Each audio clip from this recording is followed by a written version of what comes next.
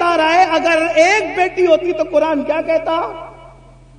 کل ازواجکا و بنتکا، لیکن قرآن بنتکا نہیں کہہ رہا ہے، کیا کہہ رہا ہے؟ بناتکا۔ واحد بھی نہیں ہے، تثنیہ بھی نہیں ہے، بلکہ جمع ہے۔ اب اگر اس کو جمع قلت بھی مان لیا جائے تو کم سے کم 3 ماننا پڑے گا۔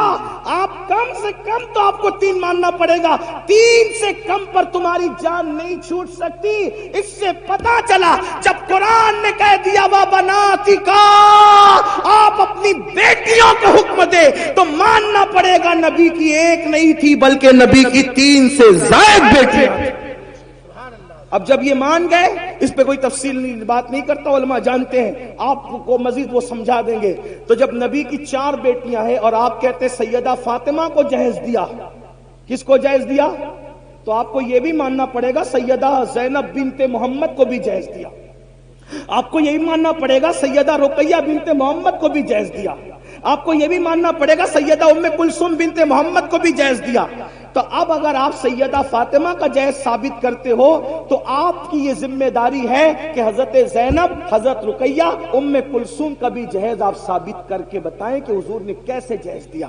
اور یہ بات یاد رکھنا، جب ان کو نہیں دیا تو پھر نبی کے انصاف سے یہ بعید ہے کہ جو نبی بوسہ لینے میں برابری کی بات کرے، جو نبی کھجور کی تقسیم میں برابری کی بات کرے، یہ کیسے ہو گیا کہ ایک بیٹی کو جہیز دیا اور 3 بیٹیوں کو جہیز سے محروم رکھا؟ معاذ اللہ ثم معاذ اللہ۔ اب اس سے بڑھ کر ایک دلیل، یہ تو تم اور میں ہے جو سنتوں کو معاذ اللہ عمل نہیں کرتے، سنتوں پر توجہ نہیں کرتے۔ لیکن آپ سے پوچھنا چاہتا ہوں، چلے جس علی کو جہیز ملا تھا ان کو تو پتا ہے نا کہ رسول اللہ نے بیٹی کو جہیز دیا، تو پھر علی مرتضیٰ نے بھی اپنی بیٹیوں کا نکاح کیا۔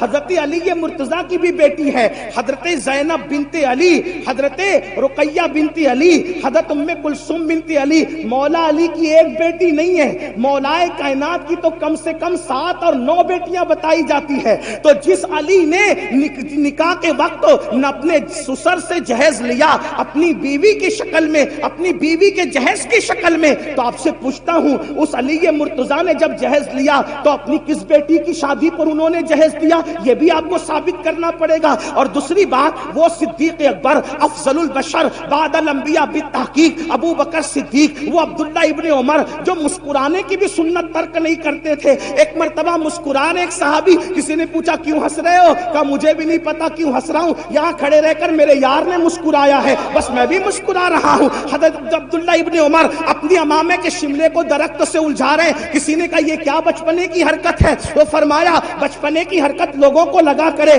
دراصل ایک سفر میں میں نبی کے ساتھ تھا، نبی کا شملہ درخت سے الجھ گیا، میرا نہیں الجھتا، اس لیے الجھا کر کے اس سنت پر عمل کر رہا ہوں۔ آپ سے پوچھنا چاہتا ہوں، جو مسکرانے کی سنت نہ چھوڑے، جو ہڈی چوسنے کی سنت نہ چھوڑے، جو اللہ اکبر، جو درخت سے شملہ الجھانے کی سنت نہ چھوڑے، ارے وہ سب تو اپنی جگہ، رسول اللہ نے جو کام کلی کیے بغیر کیا وہ بھی کلی کیے بغیر کر کے وہ کام سنت پر عمل کرتے نظر آ رہے ہیں۔ آپ سے پوچھنا چاہتا ہوں، وہ اتنے سنتوں کے پابند تھے، انہوں نے تو یہ بات کہی ہوتی، کیا 1450 سال کے بعد ہندوستان میں یو پی والوں کو یہ سنت سمجھ میں آئی، بہار والوں کو یہ سنت سمجھ میں آئی، بنگال والوں کو یہ سنت سمجھ میں آئی؟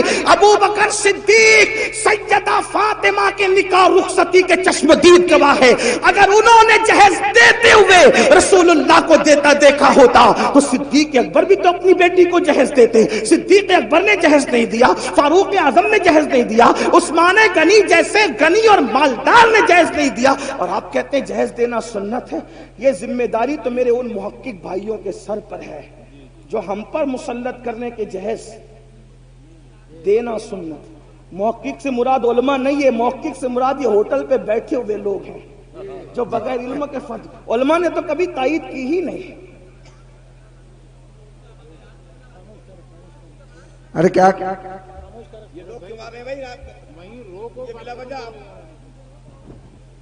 علماء نے تو کبھی تائید کی ہی نہیں۔ دراصل یہ سارے خرافات کی تائید نفس کے غلام لوگ کر رہے ہیں۔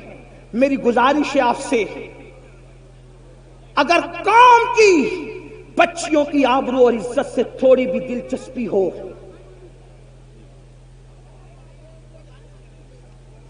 شاید حضرت تشریف لا چکے ہیں. ہماری محفل کے خصوصی خطیب حضرت علامہ شاکر علی نوری صاحب قبلہ حضرت کا استقبال فرما لیں، اور پھر اس کے بعد آگے کا پروگرام بقیہ تقریر پھر کسی موقع پر. السلام علیکم ورحمۃ اللہ.